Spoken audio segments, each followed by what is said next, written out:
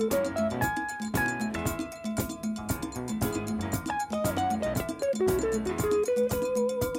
name is Rennie Bishop.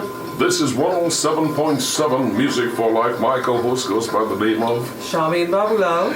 Our esteemed guest is here with us, and topic number one begs a foundation. Well, Daniel Khan is a criminal attorney and only since 2006. And while this may seem like a few years, the difference is that he has a fresh perspective. And when you look at him, you can figure there's still a residue of outrage about the justice system in which he has been forced to operate since he qualified as an attorney. Apart from the fact that he has been the Inspector of Prisons in TNT since 2010 and was part of the committee that produced the first report at Trinidad and Tobago's jails in 2013, and the first we say in 30 years. It gave us clarity on the fact that 47% of the prison population are repeat offenders. 98% of the prison population is released back into society. So it's something that we need to pay attention to, Mr. Bishop. Mm-hmm. And the prison population is the first way to begin in understanding this overcrowding, because we look at the capacity of 4,090, but currently housing 4,846 or thereabouts. That's overcrowding from the very beginning. Of that number, however, the number of pre-trial detainees, which is the area of our discussion because of the bail legislation, that number is about 43% of the total prison population. It is the fear that the Bail Expansion Act will increase the pre-trial detainees. How prepared, first of all, welcome, and then the question is, how prepared is the prison system to handle the expected expansion of pre-trial detainees? Hi, morning, Mr. Bishop. Hi, Ms. Baboolal. Well, if you phrase the question as prepared, it's going to assume that we currently know what we're doing, and we are currently working well. Mm-hmm. It is difficult to say what the influx will be, but without influx, we are still overcrowded. Yes, just looking at the numbers here that you're seeing, it's going to be a problem for housing them, but then you have the attendant problems, i.e. manpower and so on. Mm-hmm. Speak to us about that. Well, certainly that arose and has always been when they had the protest for the work to rule from the prisoners, mm-hmm. Prison officers, which I could say is justified. The numbers you're reading about overcrowding is misleading, because the actual capacity of the cells mm-hmm. In the MSP is about 40% that you can use. I see. Mm-hmm. So when one says you have over 50, mm-hmm. what you can hold, it is not actually 4,000 actual capacity. Mm-hmm. Capacity is maybe 2,500, 3,000. And then one, of course, has to keep in consideration that these things change from day to day. That's the situation. I mean, it's a moving target. Yes. Yeah. It's not constant. All right. There is the question of which is not too sure if it is your issue, but it is an issue that I'm sure you're looking at. When you look at the length of time that a lot of pre-trial detainees spend in the system, it puts a strain on yours. What sort of recommendation would you make? What kind of discussions are you having with legislators to sort of speed up that process? Well, not direct conversations, but everyone knows the problems. In this day and age where you have access to information, worldwide, internet and all that, we know the problems, mm-hmm. we know the solutions. It's just how to implement them, how to access resources to prison and to our problems, if we wish to solve our problems. I'm amazed to hear that the guest you're hearing with us is our first guest on this morning, and he is Daniel Khan. He's the Inspector of Prisons, because if you say we know the problem, we know the solution, but we're not getting it, is this political will we are talking about? Is what would you attribute to us not getting done what we already know? Well, I think it's a desire, and I hate when one says political will, because if it is, you had a large advocacy and encouragement mm-hmm.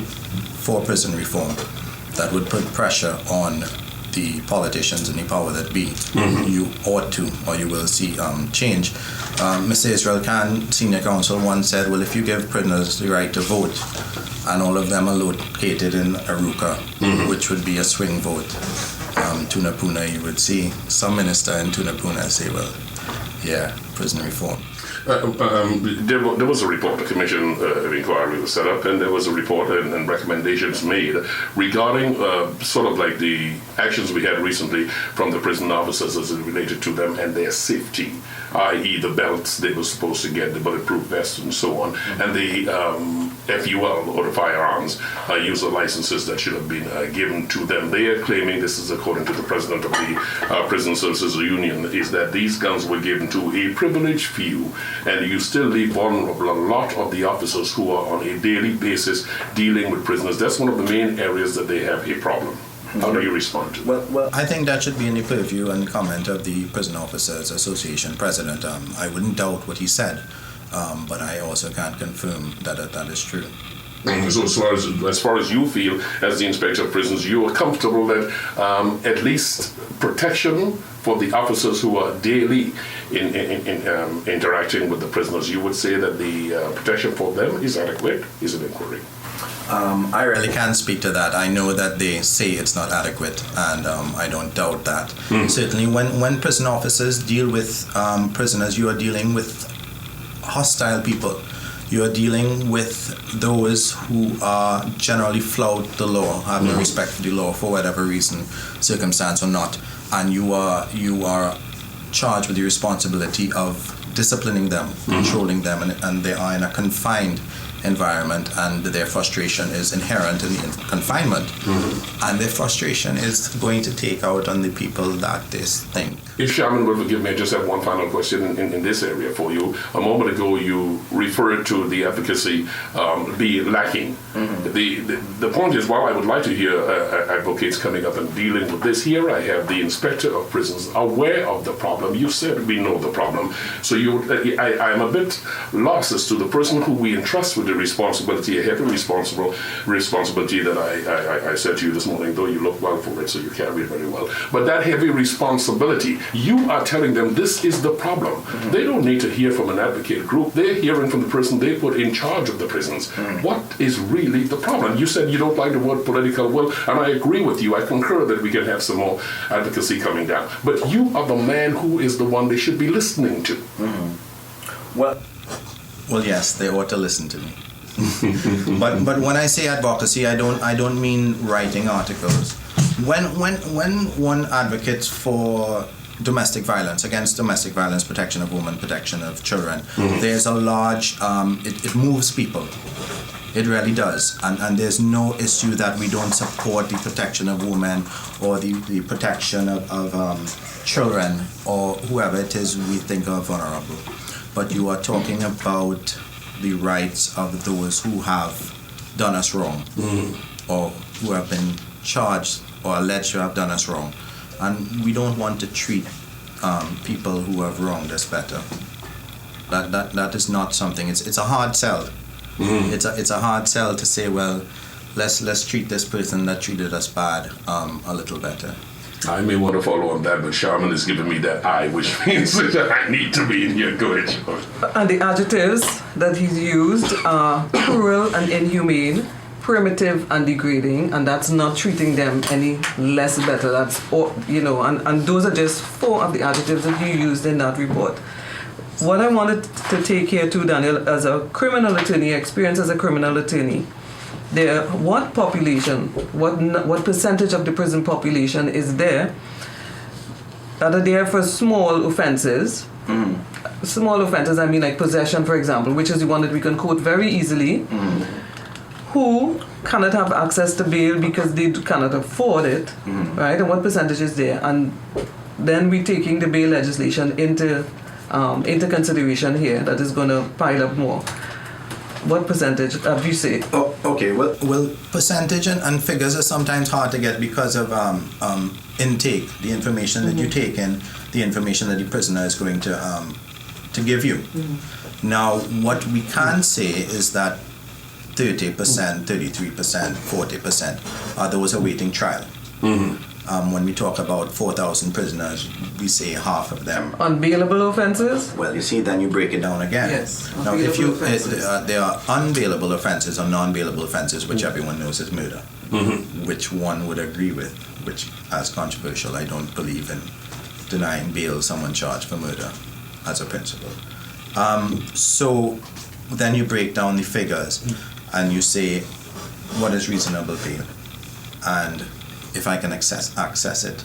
So I really can't give a figure, but whatever figure there is, I would say it's too many.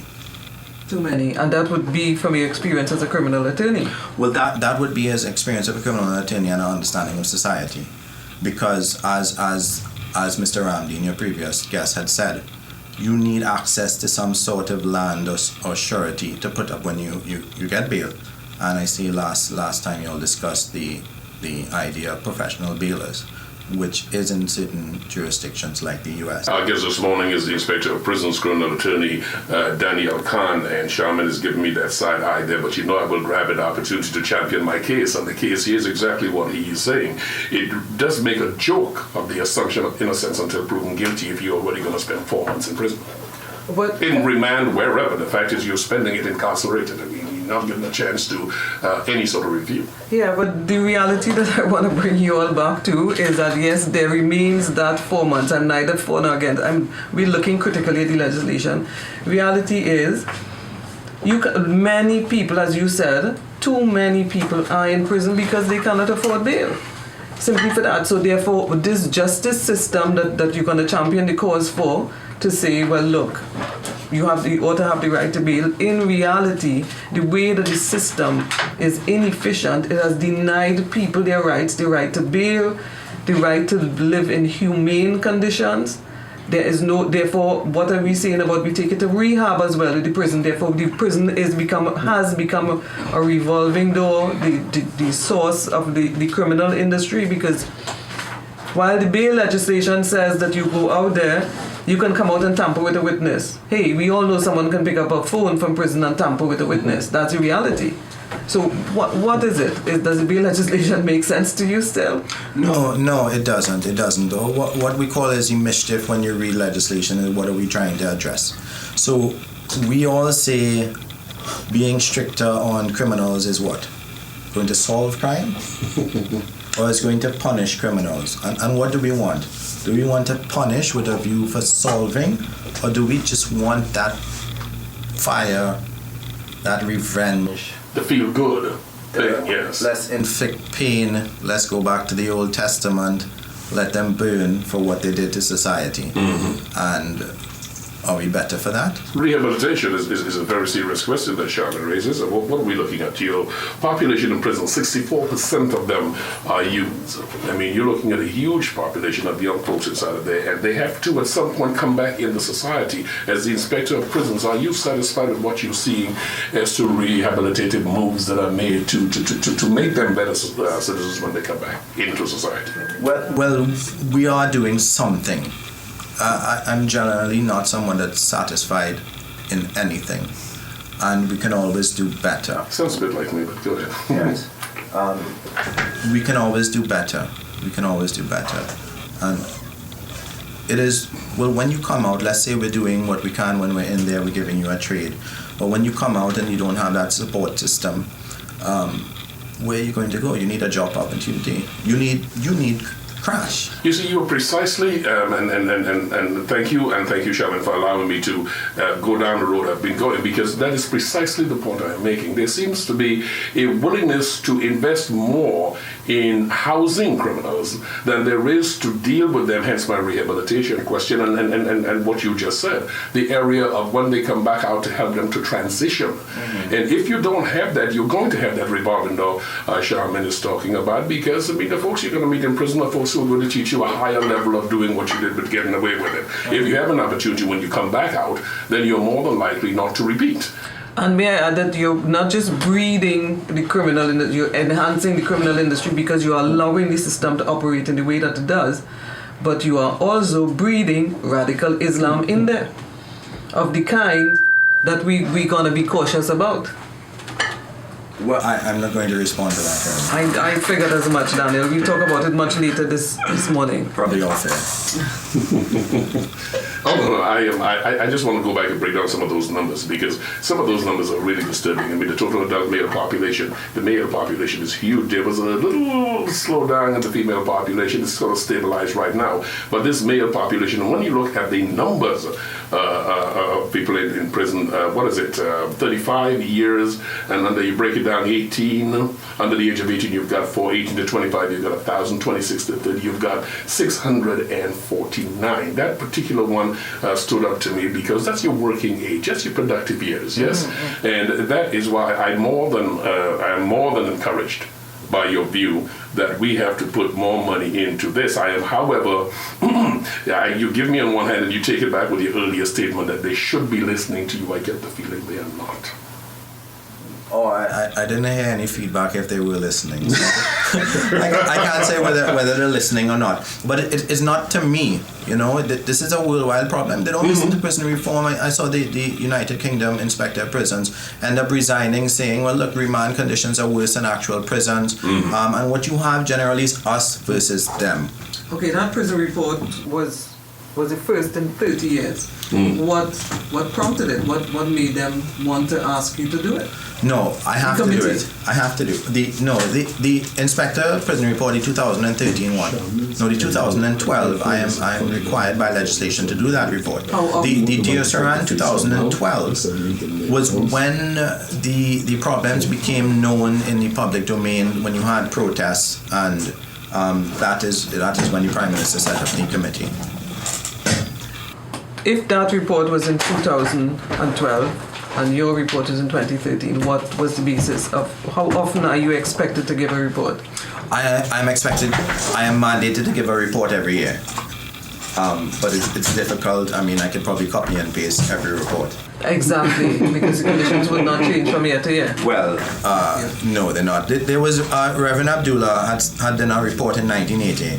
Where it is, I mean, if one looks at my recommendations in the end, it's basically summarizing every recommendation for every report that I could ever find. Mm. And I'm saying with the access to information, generally, we know what to do.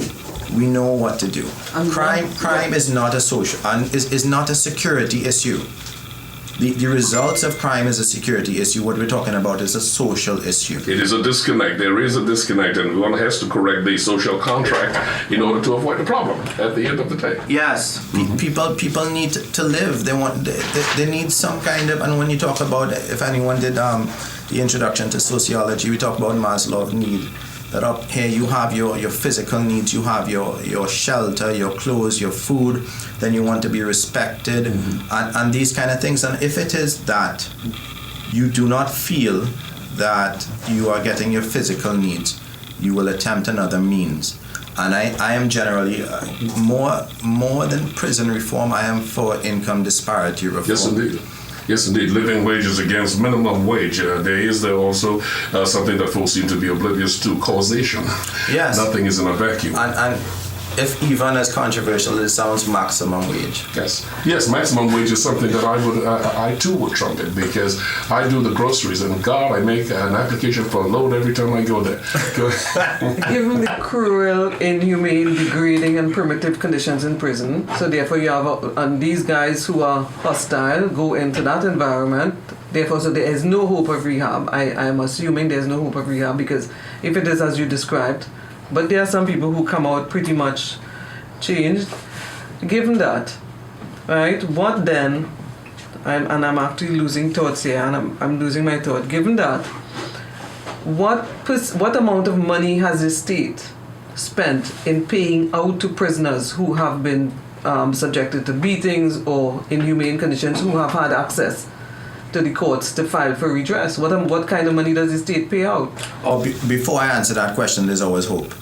There's always hope of rehabilitation, and those who are rehabilitated are often those with a propensity to want to change their mm-hmm. life. Sad enough to say that there are certain people that do not want to be rehabilitated and therefore probably would not be rehabilitated. Yeah, but if at least you have the water as an incentive, if you have the water, there's a possibility those who are not so inclined will want to drink. But if there is no water, then what the hell? Yes, and if one calls water, we can call it parole. Encourage me to be rehabilitated. Encourage me that, well, if I work here better, I will. I try to avoid your question, Miss Baboolal. That encourage them to be rehabilitated. The issue of how much damages are given to prisoners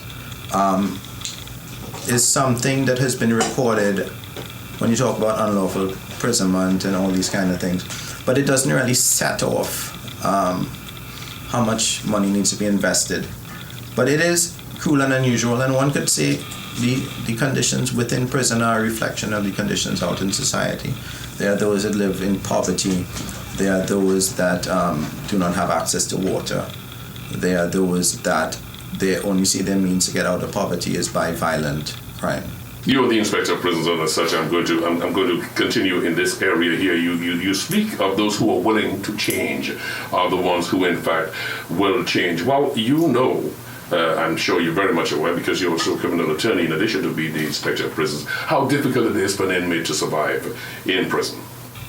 Well, now that being the case, if there are not avenues left for him to learn, avenues to protect him, avenues to make him feel he does not have to join a group in order to stay safe, if you don't have these things in place, then it makes it even more difficult for him to stay away from the persuasion of those who are learned criminals or those who have their own interests in their gangs. In addition to, if the prison officers don't feel comfortable enough to be involved in everyday movement of everybody because they fear for their own safety or because they are disgruntled, all these things would work against one willing to go down the straight and narrow, but saying the waves are moving this way, I'm not going to be deciding going up the street. Yes. Okay, but one thing, there are programs. There are trades, there are literacy, there's music, there's sports, there's religious offerings. The two things is what we need is better segregation. So it is that those that don't have a propensity, let's say you got in an incident as a result of crime of passion, something involving punching or love or something like that, you're not necessarily should be associated with any criminals or those alleged to have committed crimes for financial purposes, or have a as Ms. Baboolal says, as part of the institution of crime. You're the inspector of prisons. What is the hurdle? What is the problem? Why don't we have a better segregation of those less inclined to go to the extreme bad side as against those willing to come back to the center? Or may I ask, Mr. Bishop, what are the recommendations? What are the recommendations? How can we get out of this? Well, the financial, we need resources, we need financial, we need manpower. When I speak like an umbrella, what we need is a desire. We start with a desire. We just start with a desire for the citizens to say, well, yes, it is not that we want to punish more, punish harder, punish more brutal. We want to kind of say, well, look, when you go there, why have you ended up there? And when you leave, where are you going? Perhaps when you go, you could probably use a toilet. Okay. Let's get you a toilet. Let's start there. Early, I think it would have been in 2010, Prime Minister Kamala Prasad-Bisesa, she announced the possibility of giving a grant to prisoners when they were leaving, people when they were leaving prison. Oh, yes. Did that ever become a reality? And what is the status of that? As well as, there are a couple of other things. We heard in 2011 that they were supposed to implement provisions where prisoners would not even have to leave the prison to attend court, which would not necessarily be good for the prisoner, but more for the transport system, the prison administration, so they can have remand hearings on remand via video, and legislation to abolish preliminary inquiries. So those are things that are supposed to impact on the judicial system, which will ultimately impact on the jails. What's that? Okay, I'll deal with the most controversial last. The abolishment of preliminary inquiries. There was one section, a numerical section, started with 3 and then it went 4. That kind of stopped everything, section 34. And instead of, we just scrapped the entire thing. The issue of the grant, I think that was a part of a holistic thing of that when you leave, you are better integrated. You have a trade, you have some kind of cash in your pocket to probably buy a outfit to go to interview. And I think although it may not be as much as 5,000, there's something, but a general plan will help you find places. There's my good friend Wayne Chance who does prison reform and helps people. They have a relationship with the people, the association, the company association. I'm trying to Mr. Abood, that will help find them jobs. And also the second issue is what? Oh, the remand court.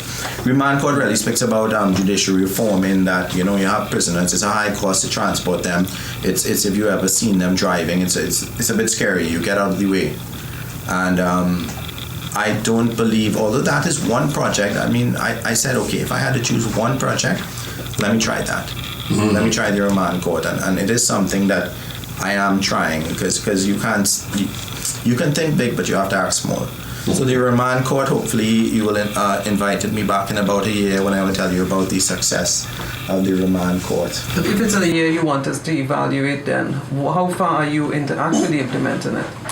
Well, you have a test. You set up the thing. You have a test, and I thought in a year that perhaps it could be up and running. So the remand is because a lot of times you're just going to come to court for an adjournment. May please Malaria up on behalf of the accused. He stated what his position, we are not ready. Mr. Khan, the court is engaged in a trial. What date is convenient to you, Malaria? A date convenient to the court. All right, 3 months later, and then that repeats. And that helps both the attorney and it helps the prison transport system and the prisoner who is looking out to get out of his wretched environment for a day and where he can probably see relatives in court or something like that, you know. So it's not really for the prisoners, is it? No. The prisoners don't get their field day to come to court and get some fresh air. Yeah. But it is a give and take. So that is really we are when you always come to me, oh, Mr. Khan, what is the solution? What is the one thing? The one thing I always come back is have a desire. First of all, you have a desire, and we are fighting for resources. There's a sentencing handbook by the judiciary. There's a handbook on awarding awards for damages. They ought to have some kind of guidance as to bail. So it is across the board, every magistrate to consider, well, yes, if this person gets this bail, and also have the specific considerations, look, this is my income and that and that.